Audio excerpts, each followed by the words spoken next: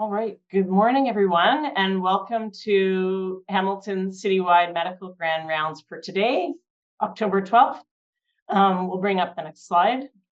And delighted for today to be hosted by St. Joseph Healthcare Hamilton. I'm Dr. Madeline Verhofsek, the Chief of Medicine here, and my co-host today will be Dr. Zain Chagla. Next slide.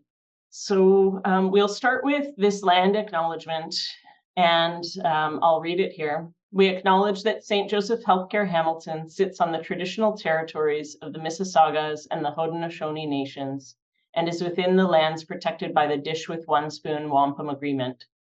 This is a treaty between the Anishinabe, Mississaugas, and Haudenosaunee that bound them to share the territory and to protect the land.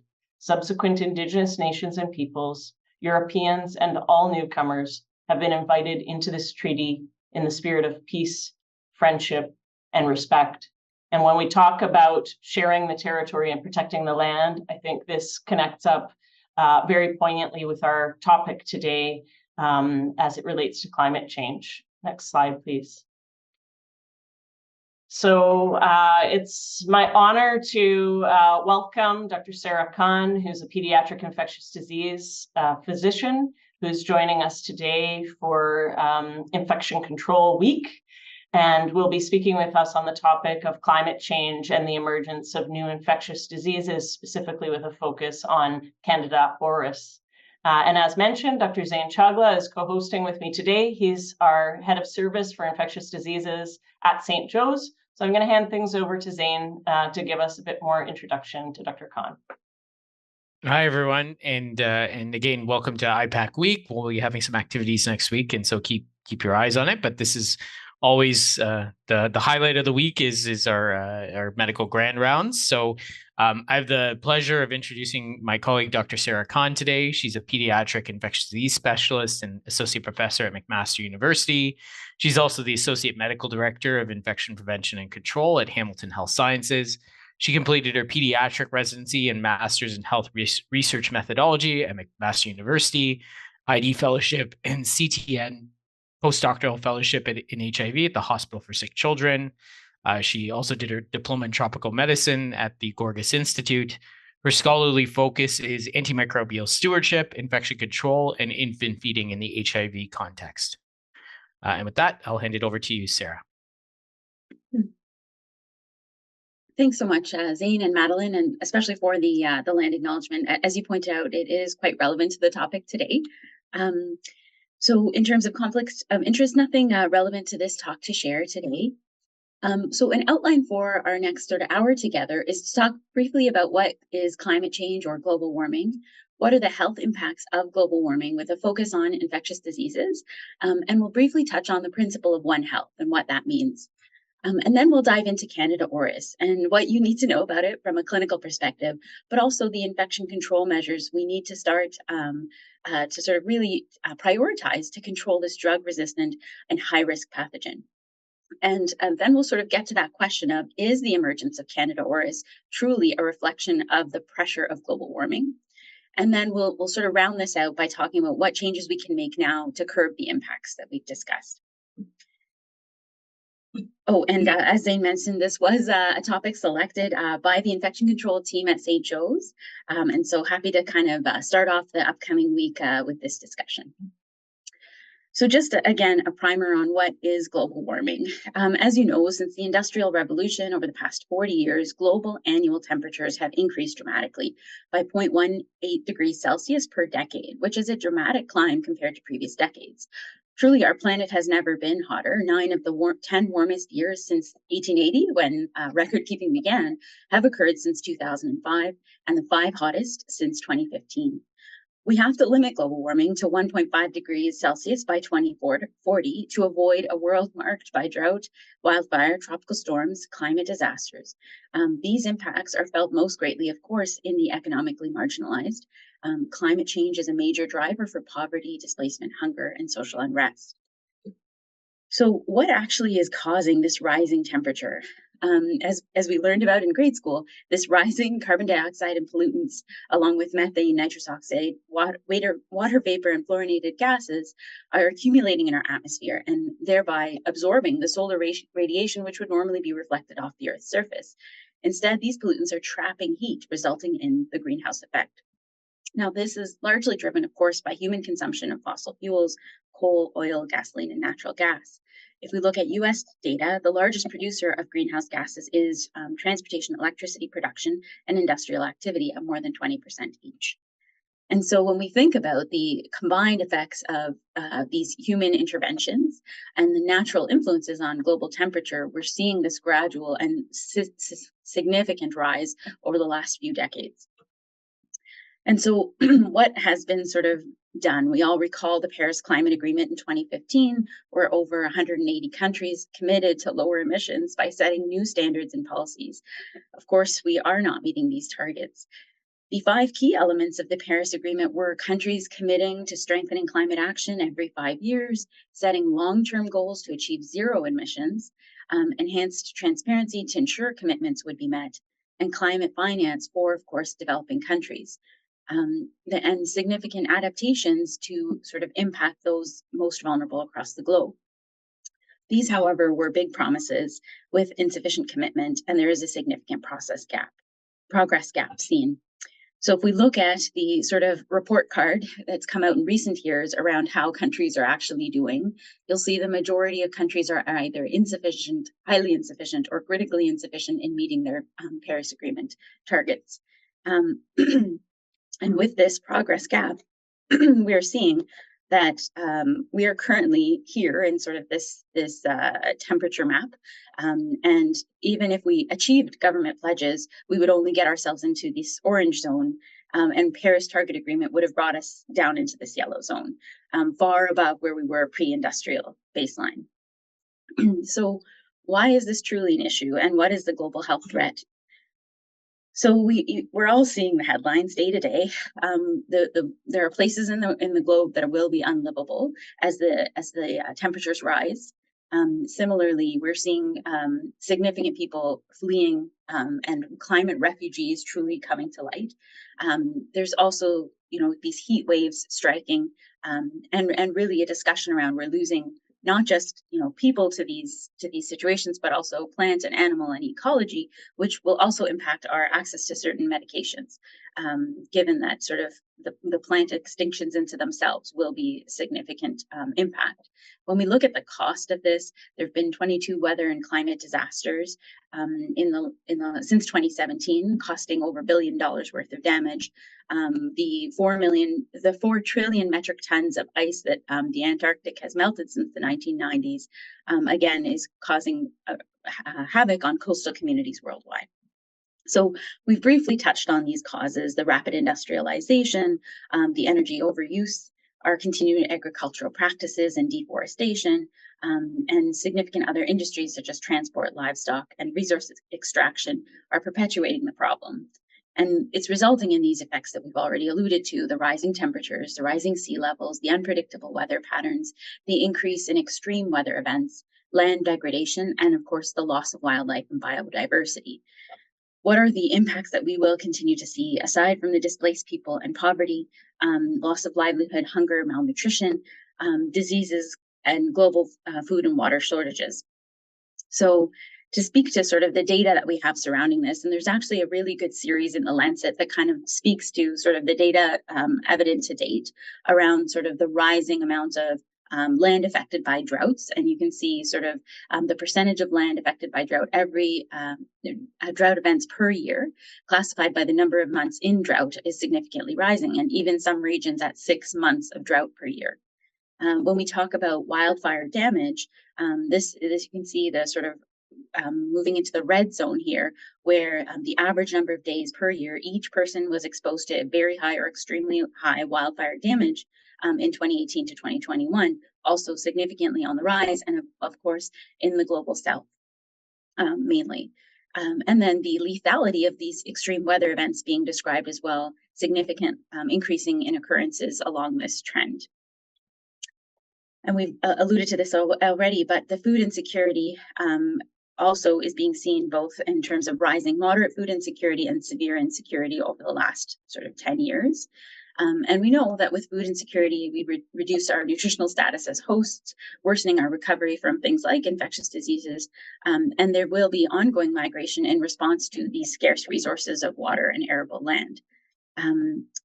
And with that rising sea levels, we'll see further emigration and risk of further infectious disease outbreaks, given that bugs don't sort of follow borders necessarily, and further confound our control strategies, along with the rise in the refugee crisis that we see, and the challenges that poses around access to clean water and ongoing waste management in such situations.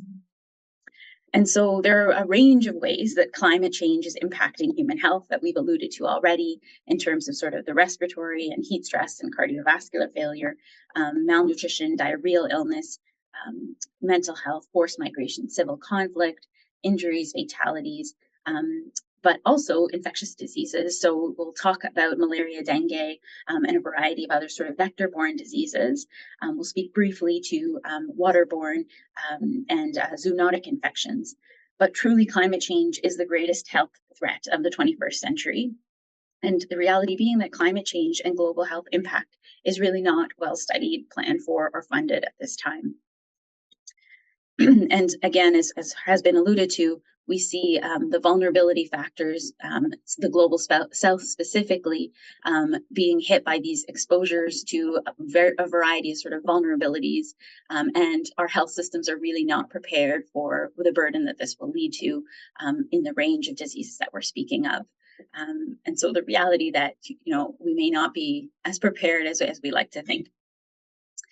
But to focus in on infectious diseases, we know that these milder winters and warmer temperatures are changing the range and season that specific vector-borne diseases can expand to. I think we've seen that most obviously in our region with Lyme disease, but we're also seeing animal habitats changing, which is resulting in increased contacts with animals we don't normally interact with, coyote attacks on the rise, and changes in sort of the regions that certain animals are being seen in can also predispose us to a higher risk of zoonotic infections. We also know that as there's changes in water, fresh and saltwater environmental changes affecting sort of the ecology within that ecosystem, and that sort of trickles up through the food chain for what sort of the sources of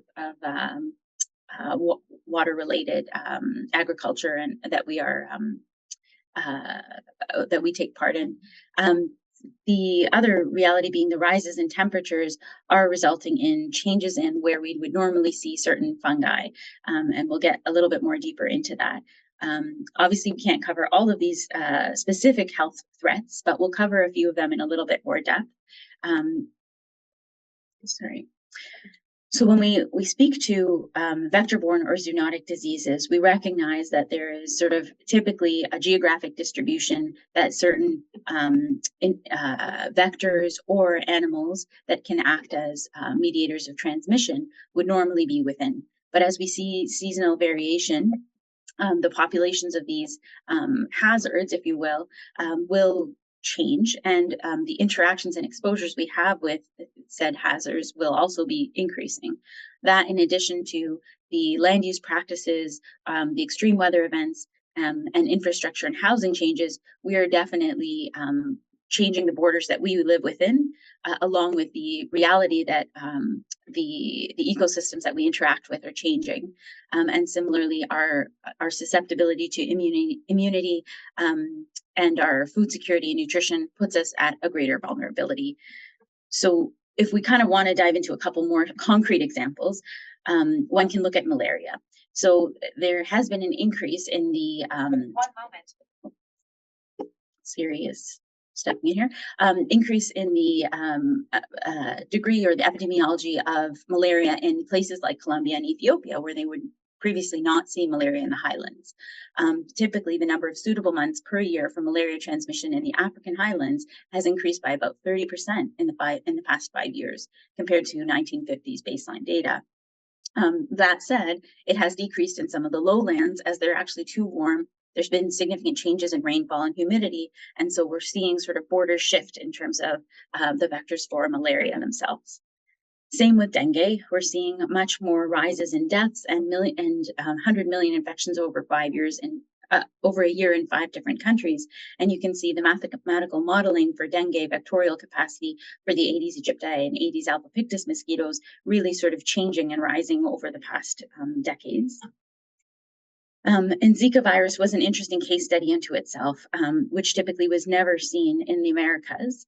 And then we had to declare a WHO crisis in 2016 when it reached Latin America, causing infection during pregnancy with significant infant findings in congenital malformations. West Nile virus, similarly, was typically considered contained to Africa, specifically in Uganda, where it was first identified. And from the 1960s to the 1980s, we started to detect human infections across Africa and Asia, and subsequently now is endemic in areas of Europe and even North America. And I think we are also sort of seeing that epidemiology rise locally as well. Again, we won't go into all the ranges that we're seeing, but a variety of other vector-borne diseases are coming northward. And so the best example we see locally is our Lyme map. And this is sort of a bit small and hard to read, but this is sort of southwestern Ontario. And you can see the areas of yellow that are now considered endemic for Lyme have significantly increased just in the past few years. Similarly, Rift Valley fever, leptospirosis, and leishmaniasis, again, borders are changing. But I think schisto is an actually really nice example, just to remind ourselves of the life cycle of schisto. And just in a schematic here, that there is the eggs shed by humans that may be infected. There's a snail phase, followed by the cercarial phase that then penetrates and infects humans. And interestingly, the French Mediterranean actually had a cluster of local schistomiasis transmission occurring, likely from the Senegal River, with human movement and contamination of the river by parasite eggs, with rising water temperatures, altered precipitation, and climate change.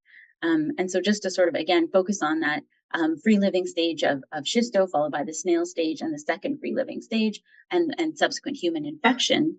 When we look at the map of where we typically see the different species of schisto, and then we project what we anticipate in terms of mean monthly precipitation between now and the end of this century, and the changes in terms of decreasing precipitation in some areas, increase in others, and then the required dams that will need to be put in place for there to be water in the respective regions, we will significantly be changing the water flow patterns, and subsequently in red here sort of highlighting as rising temperatures, changes in rainfall patterns, and subsequent droughts and heat waves, and the need for those dams and irrigation systems, we will likely change the trajectory of where schisto is and increase it in some areas, with a significant decrease in the areas that will no longer have sort of that water supply because of drought. So it's a very interesting phenomenon to sort of see how this all is playing out right in front of our eyes. Similarly, waterborne diseases and zoonotic infections. So pathogenic Vibrio species have increased twofold since the 1980s baseline in the percentage of coastal areas at northern latitude. So sort of 40 to 70 degrees latitude, we previously did not see this degree of Vibrio, and we're seeing it sort of twofold rise in the past 2 decades.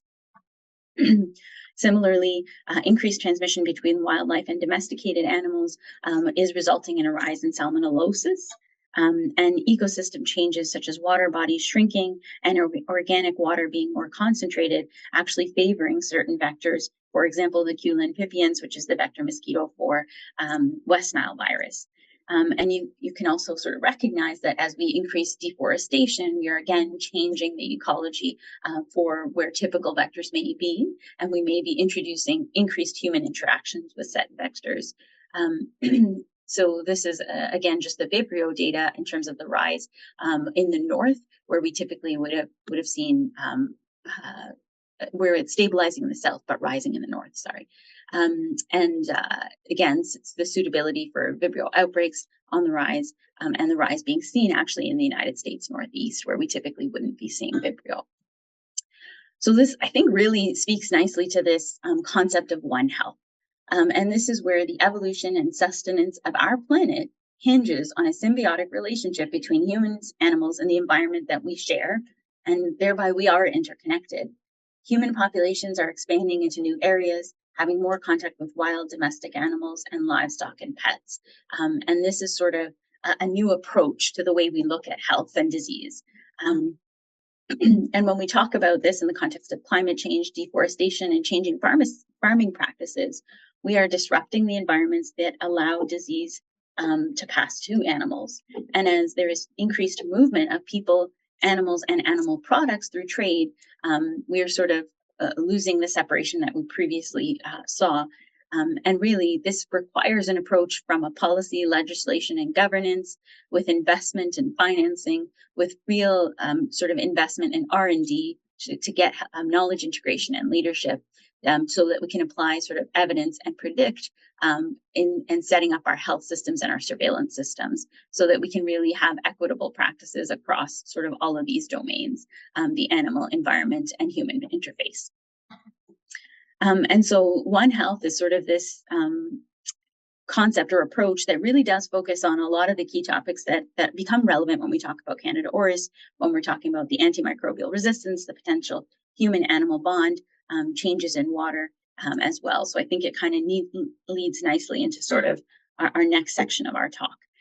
So for those that have started to see even the lay media covering Candida auris, there are a lot of questions around, what is this this pathogen that's sort of sweeping through U.S. hospitals, and how did we get here? How did this sort of emergence occur? And that's sort of, I think we'll circle back to the whole global warming hypothesis here. So with that, let's jump into these fantastic yeasts and how and where to find them. So you'll find them on sort of the most wanted lists, if you will. The WHO fungal priority pathogens list has listed Candida auris in the critical priority group. Similarly, it's considered an urgent threat by the CDC among our antibiotic resistant threats or antifungal resistant threats in the US. And similarly, PHAC has been speaking to the need for close infection prevention and control strategies, so we don't end up in sort of the situation that the US is currently in. So let's dive into Candida auris. So it was first identified from the external ear canal in 2009 in Japan. That being sort of a cooler area of the human body where it was sort of picked up. It can typically colonize skin, mucosa, GI, GU, respiratory, and typically ear locations. It has emerged globally after it was first detected in 2009. And in red here, you'll see countries that have cases. We'll talk about the 5 different clades that have now been recognized by next generation sequencing. And Candida auris in and of itself is actually closely related to Candida krusei, Hemilonii, and Lusitania. We have to talk about colonies because it's an ID talk, but they typically are seen as white to green colonies with a smooth edge on the Sabourode agar, but they're pink colonies on the Chrome agar Candida medium. And so when we talk about those different clades, this is sort of a little bit of an older paper where only 4 clades were known, but I think it's from 2018. So this is all sort of very emergent, where we actually use whole genome sequencing to understand the single nucleotide variants in the core genome. And this is actually quite helpful in outbreaks to see shared lineages between cases. But the 5 main clades that have been sort of discovered to date have differences in their geography. So clade 1 is now notable and present in the US, Europe, and South Asia. Clade 2 is sort of localized to sort of Korea, Japan area. Clade 3 found in Europe and Africa, clade 4 in South America, and clade 5 newly discovered, I think in 2021, is sort of recognized in Iran. In terms of where they actually cause infection or picked up for colonization, so 1, 3, and 5 are sort of more commonly sort of ear related, but 1 and 3 can be more invasive along with 4. And 2 seems to be sort of the less invasive, mainly ear infections.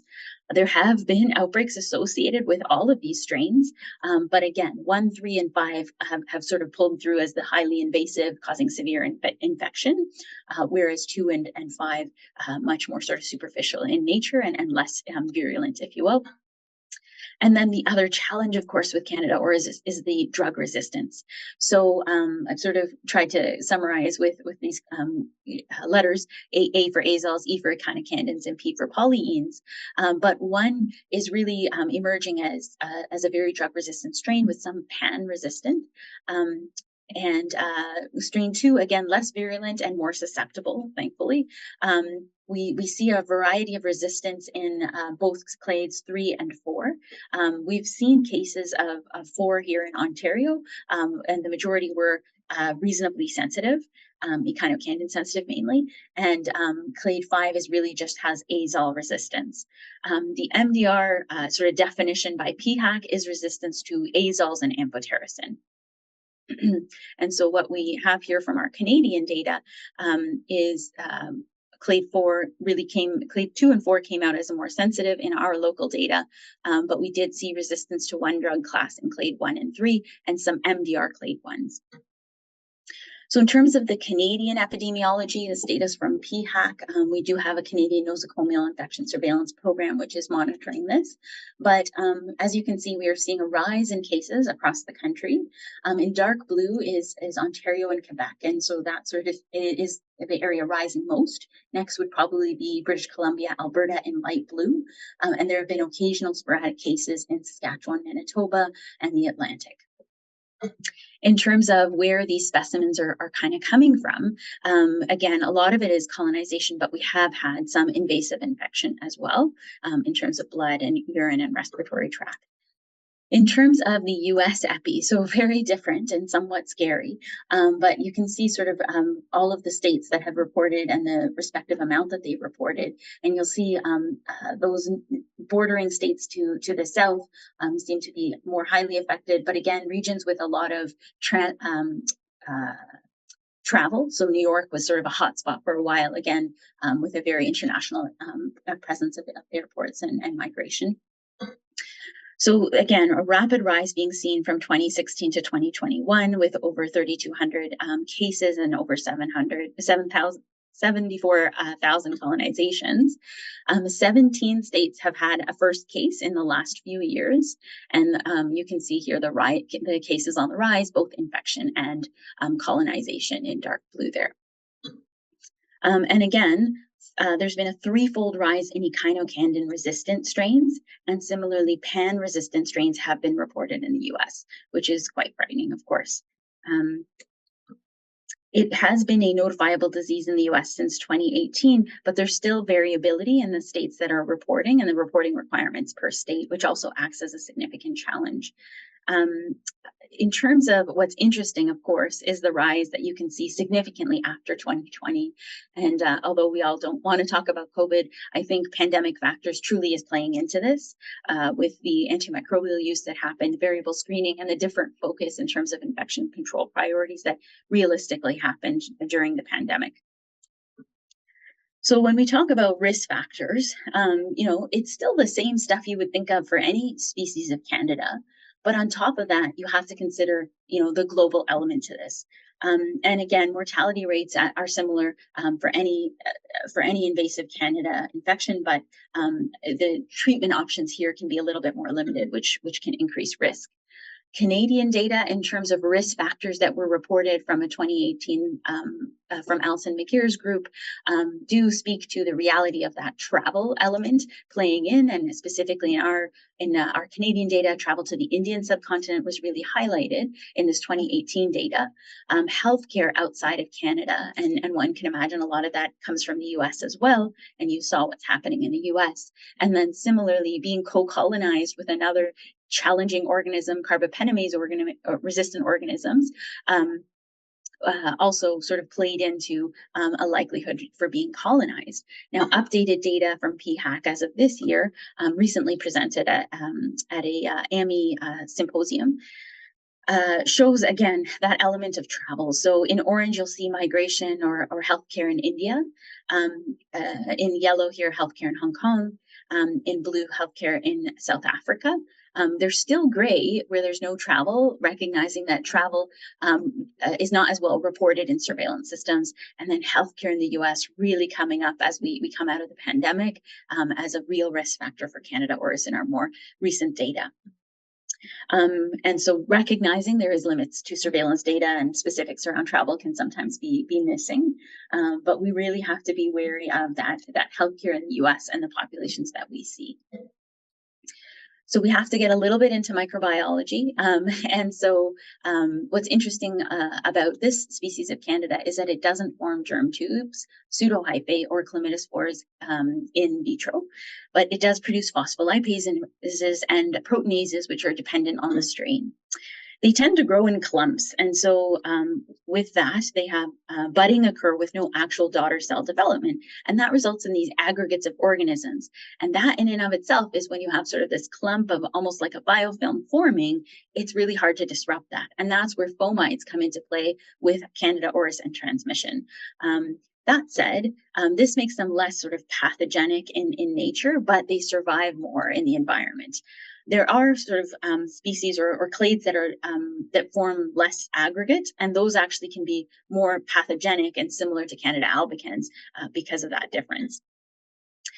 When we talk about virulence and host responses, under high salt conditions or in a biofilm, it will start to produce hyphae, which allow it to enter into the skin, GI tract, and cross boundaries that yeast forms alone can't. And they will also secrete these aspartyl proteinases, which help with adhesion, biofilm, cell wall formation, and again, host tissue degradation, which in and of itself will downregulate the immune complement system and actually evade our immune system by preventing appropriate immune responses. And these SAPs or aspartyl proteinases will increase at 42 degrees. So in sort of human body type temperatures. And actually more so than other Candida species. And so it's able to survive at these higher temperatures. There are adhesin proteins and lipases, which further contribute to that biofilm, which further allows it to evade our immune system. And similarly, it can actually inhibit T cell activation via programmed cell death proteins. So it sort of has a variety of tools in its kit to sort of cause virulence and infection and evade our host response. So what makes it so unique? Well, one of the challenges is that from a lab perspective, it can actually be frequently misidentified with some conventional lab technologies. Depending on sort of the resources of a given lab, it can actually be sort of mislabeled, miscalled, and with that under-recognized, and one can appreciate how that can result in rapid spread, given its ability to sort of survive in the environment as well. And so the other reality being that a lot of these cases are coming out of low middle income countries where lab capacity is very different. And so you can see how this could rapidly spread in those kinds of settings. We talked a little bit about its capacity to be drug resistant. And drug resistance to at least one class is highly common. And there's a 4% sort of risk of resistance to all three of our common antifungal classes. And the other recognition that in the low middle income setting or the global south, availability to some of these antifungals is also sort of lacking.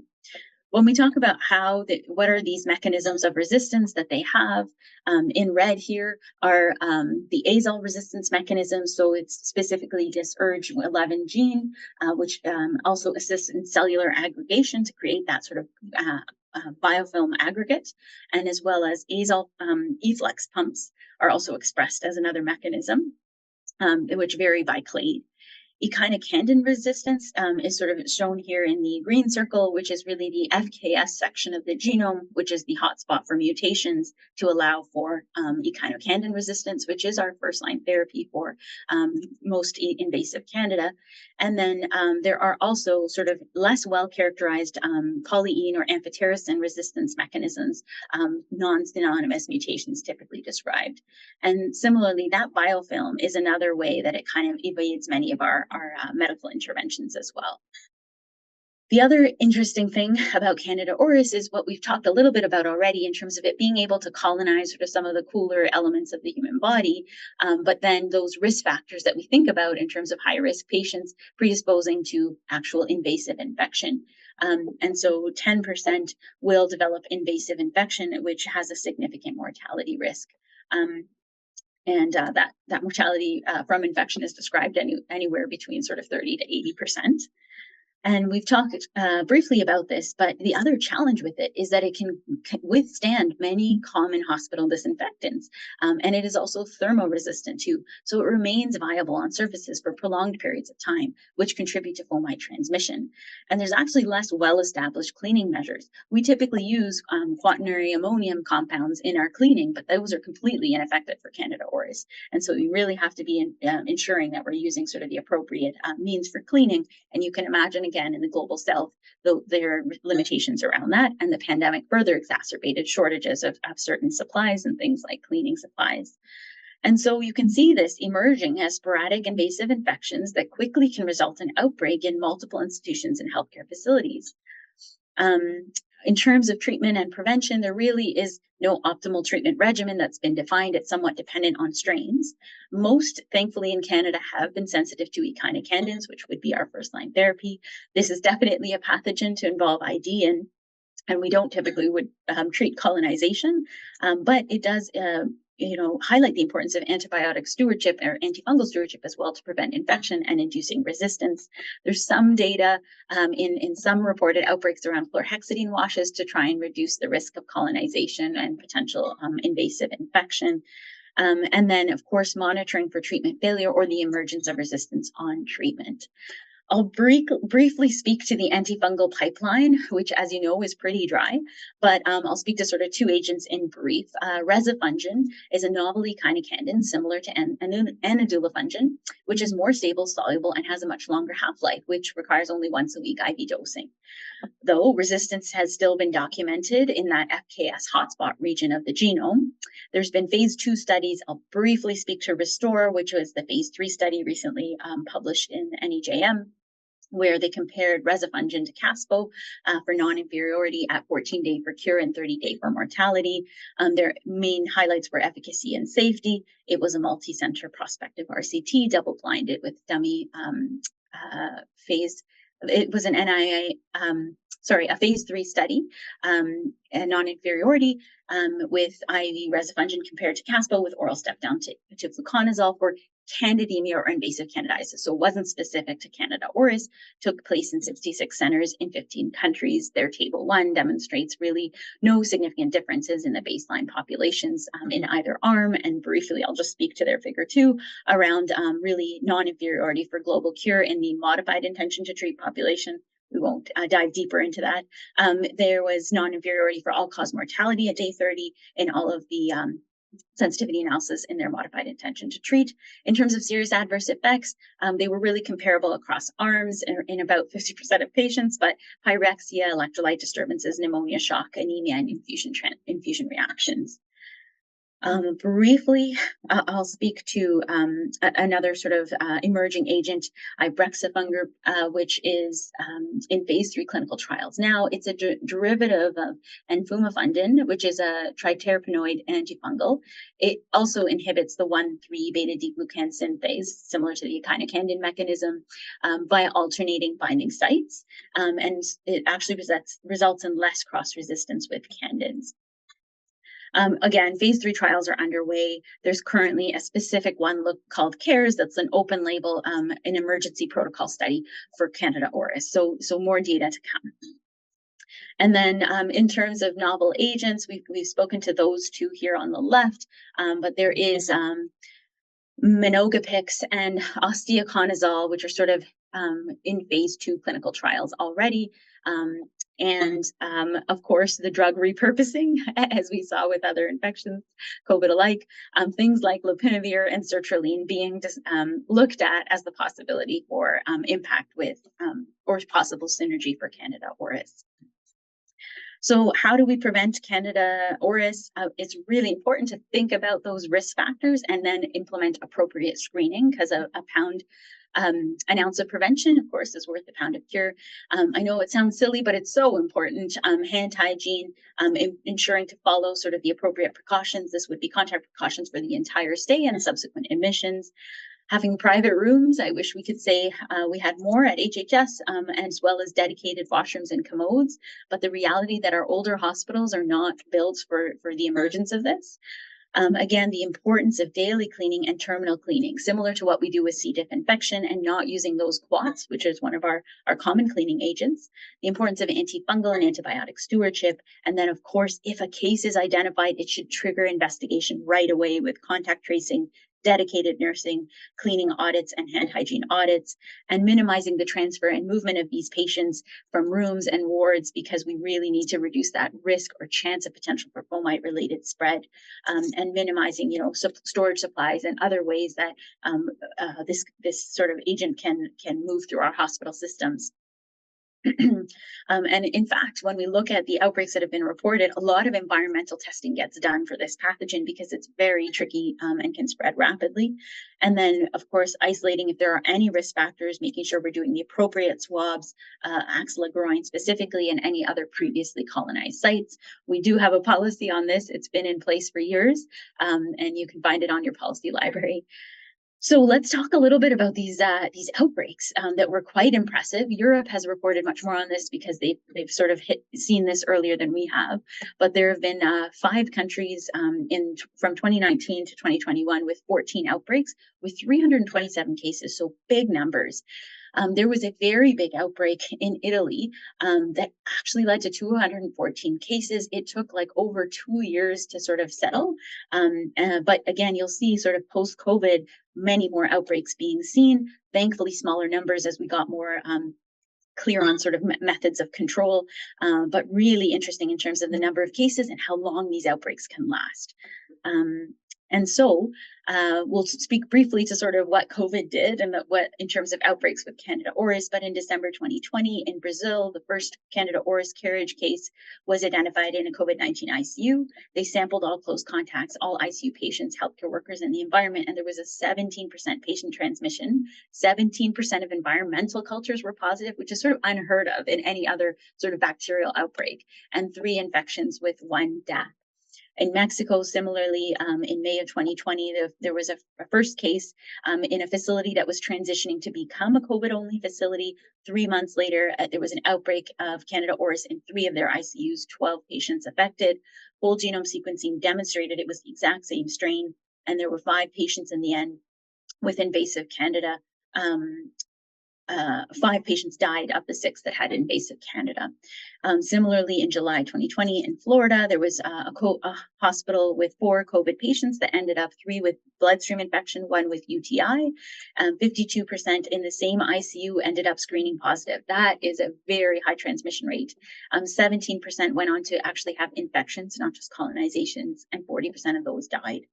And they actually attribute this to sort of this multi-gown and glove approach for extended use of PPE and the lapses in cleaning and hand hygiene that realistically happened during the chaos of the pandemic. And of course, there were a variety of other sort of reports of infections and outbreaks in a variety of regions, but a little bit less well described.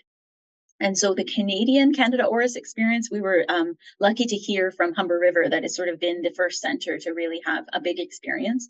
So they are a large regional hospital, as you all know, in the northwest of Toronto that is relatively new, only built in 2015. And they actually have an IPAC-centered design, so built to sort of be prepared for such situations. They had a great screening protocol in place for high-risk patients that had traveled to endemic area, been known colonized with CPE, had foreign country hospitalization or known transmission in that region.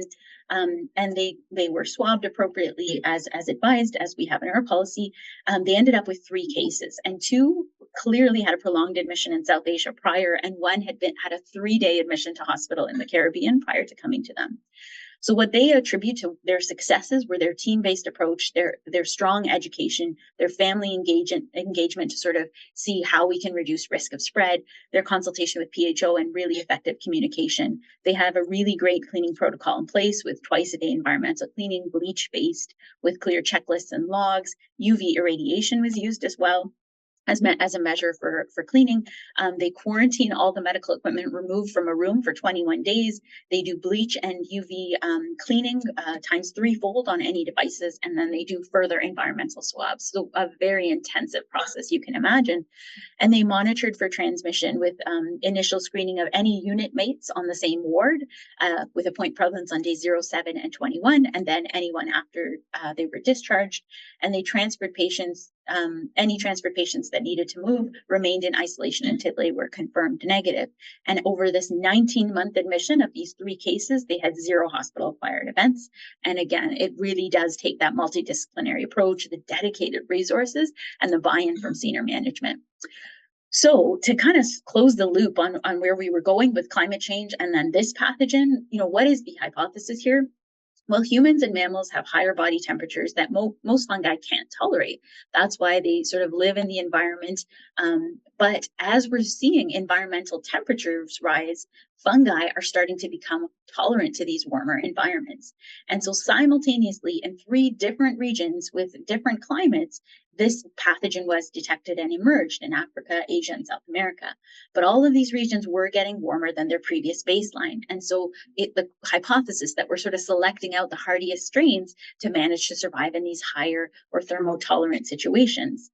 Similarly, it's been detected in coastal wetlands in the soil that have had the rising temperatures, but also rising salinity, which again selects out these hardy and more resistant organisms that can then survive in a mammalian environment. The other possibility being that waterfowl sort of from these wetlands or the ecologic bridge from the environment, acquire this fungus and then disperse it into our human environments. So that intersection of plant, animal, and human. So we've seen sort of a saprophyte, an environmental fungus, turn into a true pathogenic yeast. And then, as you saw, once it's in our hospital system, it rapidly can spread because of its ability to persist on these moist or dry surfaces. And so other factors, of course, that's just sort of one element to this, but we are having more UV radiation and more genetic mutation could be occurring, which is allowing potential for further drug-resistant mutations. We know that there's indiscriminate use of antifungals in our agricultural industry. We know that high population density and movement of populations and virulence factors being potentially transferred from Candida species that are sort of more clinical isolates to Candida auris. And then, as mentioned already, this global migration, travel, and ecosystem disruption. And then, of course, what COVID did to our hospital setting with the shortages that we saw, the extended use of PPE, and the very myopic focus in terms of infection control around controlling COVID. And then the reality that we really haven't been collecting good systematic data and reporting this out, and it really being a reality of the way we kind of neglect some fungal and zoonotic infections to some extent. And so this is sort of a nice summary around, as global temperatures are rising, it's existed in our environment, but it's becoming thermotolerant and saline tolerant. And then is there sort of some kind of vector or animal species that has brought it into our sort of rural environments where there's further risk of antifungal exposures in that agricultural setting and eventually into our urban environments and our healthcare settings. So with the adoption of a multidisciplinary One Health approach, including the ecology, the veterinary elements, the conservation, and the human medical perspective, will it be possible to understand the importance of the relationships between human and animal health and the alterations in ecosystems and the environment as factors involved in the generation and dissemination of Candida auris and other lurking new emerging pathogenic fungal species? So I felt like that was a great sort of summary quote from a one review paper, but this is all a little bit depressing, talking about, okay, well, I think we have good data and evidence that climate change is real. We're seeing what it's doing to our human populations. What are we actually supposed to do now? We have to act now. We have to reduce our carbon footprint. Our health sector is emitting sort of a significant amount of greenhouse gases, and we need to be able to focus on that.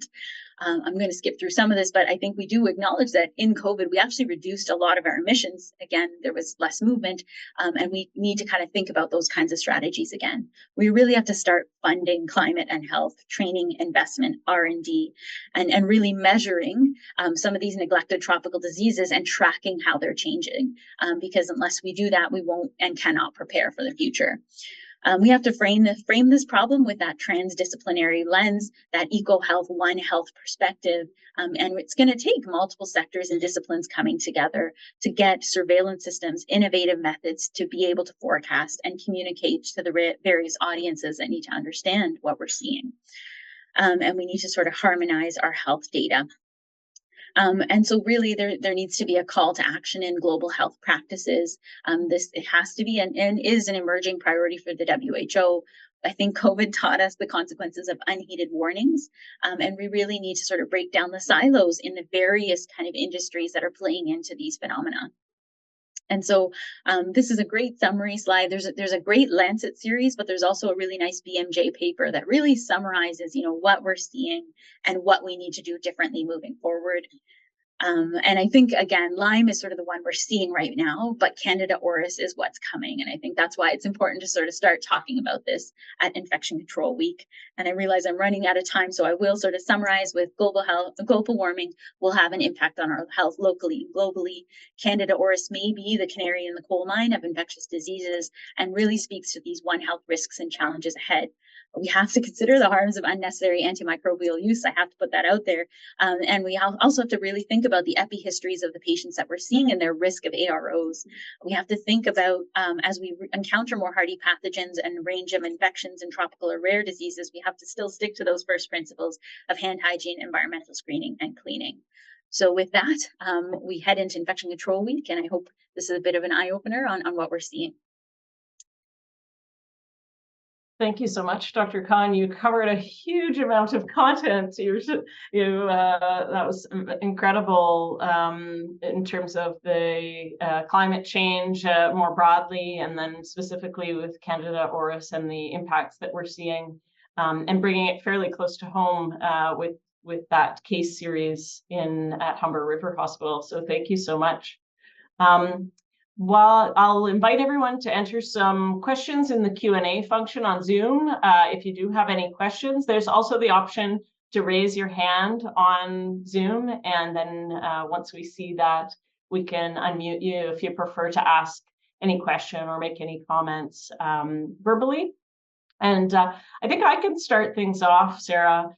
So, climate change is a challenging topic because we all know what's happening, and each person, I expect and hope would be making their own changes within their own life and circle.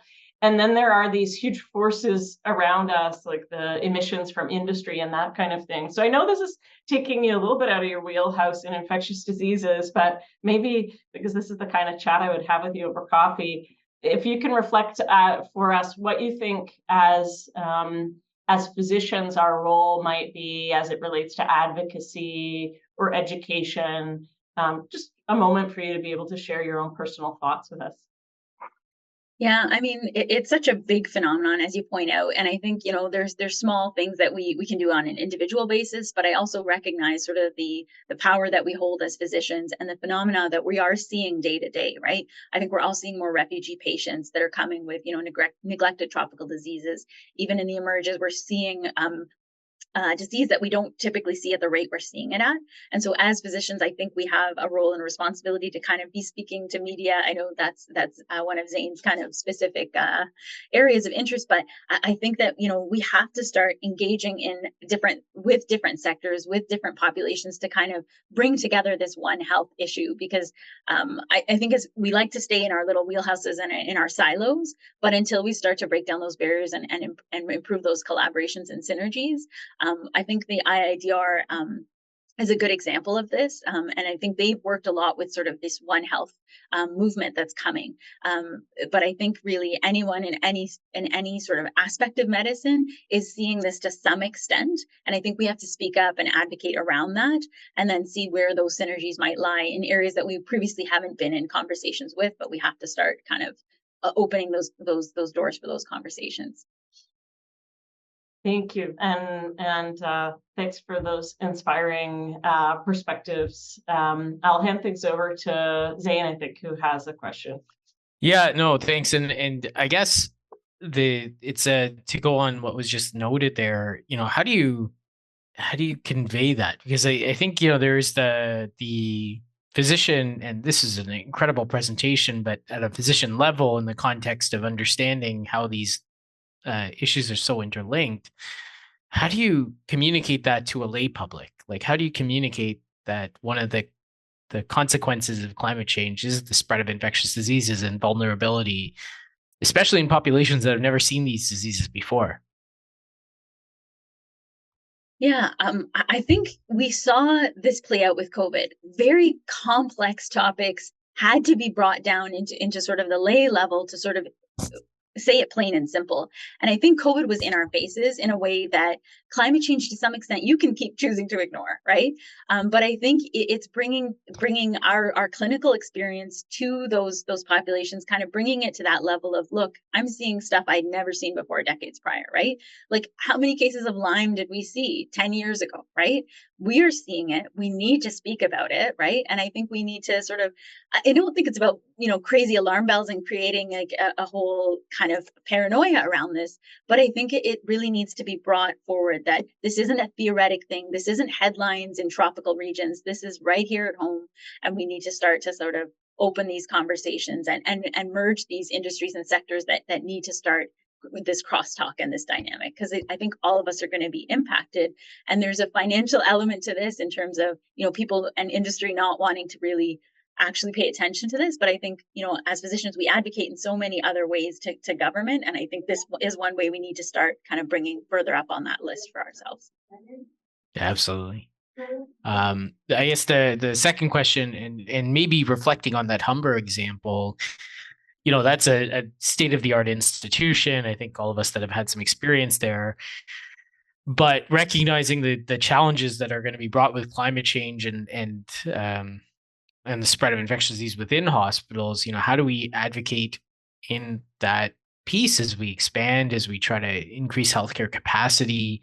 It's hard to build hospitals that are infection control friendly, right? So, how do we advocate for that piece as well? That's I think we feel that on a day-to-day. So that kind of really hits home, right? And I think we saw it with COVID. The hospitals and the long-term care facilities that struggled the most were, the ancient ones that really, they're not easy to kind of break down and rebuild in a timely fashion in the setting where our healthcare, infrastructure is not meeting demand right now. How are we going to meet these new demands coming at us, right? And I think, hospital leadership obviously recognizes this, but I think, there needs to be big change and big development happen quickly in order to meet the emergence of these challenges ahead. I don't know a solution to that, to be honest, but Yeah. we struggle with it day to day. No, I know. Again, doing care and again, I think we got away with care issues that had been issues for years, but now with challenges like, again, fairly new hospitals like the Florida one and this Humber one that are still seeing the spread, even in appropriate infection control, one can only wonder what would happen if, something like that would happen in one of our older retrofitted facilities, right? Yeah. Definitely. And I think CPE is even, we're kind of missed the boat a little bit on CPE. We are struggling day to day with that. Yeah, from my perspective, it shouldn't be an option to build hospitals that aren't IPAC friendly. I feel like that should be something that we can all agree on, although then the dollar figure goes up, right? But I think these are all very important things that obviously transcend the day-to-day in the IPAC and go on, expand up to healthcare system planning, as has been highlighted. As we wrap up, I see that there's one last question that's popped up here in the Q&A, so I'll just read this out from Dr. Greg Curnew. What masks protect against pollution? Does it have to be N95? Do the simple 2 to 3 layer mask that we wear protect against new bugs?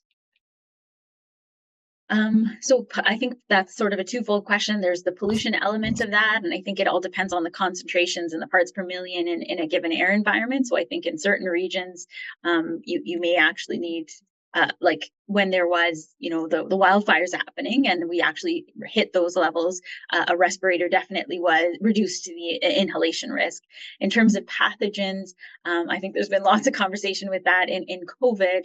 I don't think, our level sort of 1, 2, and 3 mask based on, bacterial filtration rates are essentially equivalent. When we're talking about airborne diseases, very different. And so a respirator would be relevant, but as COVID has taught us, it's not a dichotomy. There's some degree of a gradient there. So I'll probably leave that question there, but that could be a whole hour session unto itself. Well, that's great. Yeah, hopefully that that gives a little primer on that topic, and I know there's a lot of scholarship in that area related to right mask for the situation. And so thank you for that question, Dr. Kernu, and thank you again so much, Dr. Khan, for your masterful presentation on this topic and the excellent discussion at the end. Thank you to Dr. Chagla for co-hosting with me today, and thank you to everyone who attended. We will be back next week. It will again be St. Joe's as the host site with Chief Medical Resident Rounds. The week following that, on October 26th, will be HHS with Dr. Britta Berg. And then the week after that, November 2nd, we'll have Chairs Medical Grand Rounds with the speaker being Dr. Selena Lin. So thanks again to everyone, and have a fantastic day and a lovely week. Take care.